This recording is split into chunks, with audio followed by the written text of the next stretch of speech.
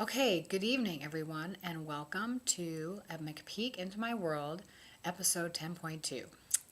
As I shared yesterday, I am here at the Wakuho Annual Conference and Exposition, and since I've been so terribly behind on my quest to video blog every week this year, I decided to play catch up while I'm here at Wakuho and do an episode every night post-conference activity and get them up on Facebook the next day because I made a pledge and I owe it to the 4.5 viewers that are out there. Just kidding. So yesterday I just kind of talked about where I was in my world and how things were going. I still very much want to do a session on the marathon, but I still don't want to talk about that yet. So I think today I'm going to focus on the fact that my eating has got to change.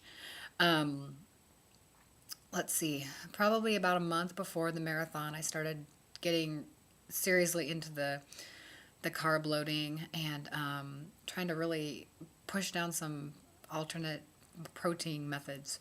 I'm definitely eating a lot of peanut butter and a lot of bagels, which are good for you when you're running.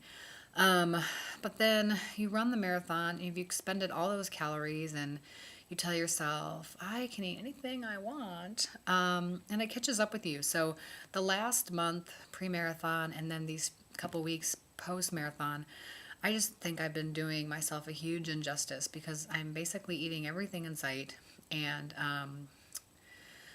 completely letting go of all of the strategies and tricks and tools that I learned for myself when I was officially on Weight Watchers, and even during my month of my vegan eating experience, I was just eating so much smarter, and I would like to get back to that. So I'm going to be realistic and say that I am going to try to eat moderately healthy while I'm here at Wakuho. I'm not going to eat everything in sight and make excuses that I'm at Wakuho, I can have what I want. But to try to be more reasonable about my choices and have healthy snacks. And actually, I'm looking over there at my desk, and there's 2 bananas and 2 apples and a peach and a bag of grapes. And I can throw one of those in my purse and take that along while I'm at sessions, or if I have a need to have a snack in the middle of the day. So that's the first thing that I want to do.